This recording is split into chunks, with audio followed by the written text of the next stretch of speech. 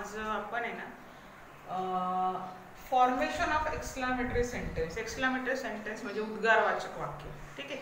आता उद्गारवाचक वाक्य म्हणजे जनरली तुम्हाला माहिती आहे की वाक्याच्या शेवटी एक्सक्लामेशन असतं किंवा उद्गारवाचक चिन्ह असतं. आता ज्या वेळेला आपण उद्गारवाचक चिन्ह किंवा एक्सक्लामेटरी सेंटेन्स बनवतो त्यावेळेला काही सर्टन रूल्स आहेत. दिलेलं वाक्य जनरली ॲसरेटिव्ह सेंटेन्समध्ये असतं, म्हणजे विधानार्थी वाक्य असतं, कर्त्याने सुरुवात होणं. मग त्याला तुम्ही एक्सक्लामेटरीमध्ये कसं कन्वर्ट करणार? आता ह्या ग्रुपमध्ये असलेले सगळे मुलं 7वी 8वी 9वीतले, म्हणजे इथून नंतर तुम्हाला इंग्लिशच्या प्रश्नपत्रिकेमध्ये मेक इट एक्सक्लामेटरी किंवा फॉर्म एक्सक्लामेटरी सेंटेन्स हा प्रश्न असू शकतो. मग तो कशा बेसिसवरती व कशा आधारावरती विचारला जातो त्याच्यावरती आपण थोडंसं डिस्कस करतो. फॉर्मेशन ऑफ एक्सक्लामेटरी सेंटेन्स, उद्गारवाचक वाक्य तयार करणे. आता जनरली ना पोरांनो, बघा तुम्ही पहिले 2 वाक्य जर बघितली तर ह्या वाक्यात व्हेरी आलाय आणि ह्या वाक्यामध्ये अव्हेरी शब्द आलाय. तर नियम असं सांगतो, हा जो व्हेरी आहे ना, हा व्हेरी हा तुम्हाला कट करायचा आहे आणि त्याच्या जागेवरती हाऊ या शब्दाचा वापर करायचा. कसला? हाऊ. आणि तिथूनच वाक्याची काय करायची? सुरुवात करायची. हाऊ. पुढचं जे वाक्य आहे ते लिहा, त्याच्या पुढे हाऊ फेमस सिटी. ओके. त्यानंतर वाक्याच्या सुरुवातीला या नाशिक इज. आता काय राहिलंय का तुमचं? हेल्पिंग वर्ब पर्यंत तुम्ही लिहिलं, वाक्यात काही लिहायचं राहिलं नाही. At the end exclamatory sign place करा. How famous city Nashik is. Nashik किती फेमस सिटी, किती फेमस सिटी ना नाशिक आपण ज्याला म्हणतो. ठीक आहे. हे झालं एक्सक्लामेटरी सेंटेन्स. आता तसंच अव्हेरी जर असेल तर तो कट करा, त्याच्या जागेवरती व्हॉट टाका, म्हणजे व्हॉटने वाक्याची सुरुवात करा. त्याच्यानंतर हा ए त्याच्या पुढे प्लेस करा. What a. वाक्य बघा पुढचं काय आहे? What a stupid boy. वाक्याच्या सुरुवातीला या ही इज.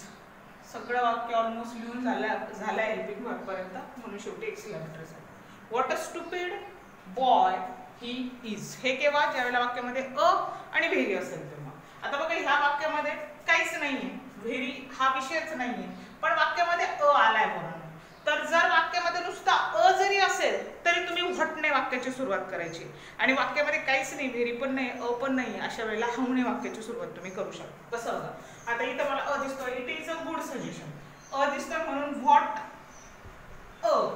विशेषण कुठल्या वाक्यातलं? What a good suggestion. वाक्याच्या सुरुवातीला या इट इज आणि लास्टला exclamatory sign. What a good suggestion it is.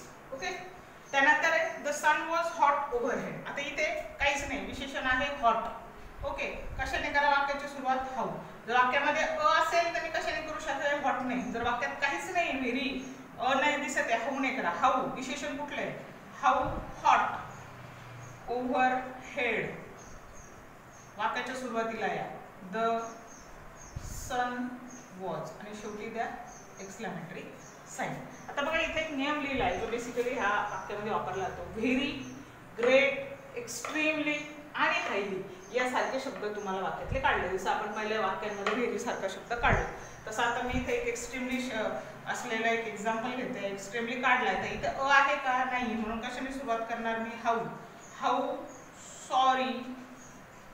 वाक्याच्या सुरुवातीला या I am. How sorry I am. शेवटी एक्सक्लामेटरी. म्हणजे एक्स्ट्रीमली हा शब्द काय झाला? वाक्यातला निघून गेला. ह्या पद्धतीने पूर्ण दिलेल्या ॲसरेटिव्ह सेंटेन्सचा तुम्ही एक्सक्लामेटरी सेंटेन्स करू शकता. आणि शक्यतो दिलेला सगळा व्हिडिओ पूर्ण बघत चला, म्हणजे तुम्हाला त्याच्यातले नियम, कुठे काय चेंजेस करायचे काय हे समजतात. कारण बरेच जण व्हिडिओ पूर्ण न बघितल्यामुळे नियम कळत नाही आणि त्याच्यामुळे वाक्य बऱ्याचदा चुकतात. ठीक आहे. व्हिडिओ पूर्ण बघा, तुम्हाला नियम व्यवस्थित समजतील. याची एक्झरसाइज मी तुम्हाला पाठवते.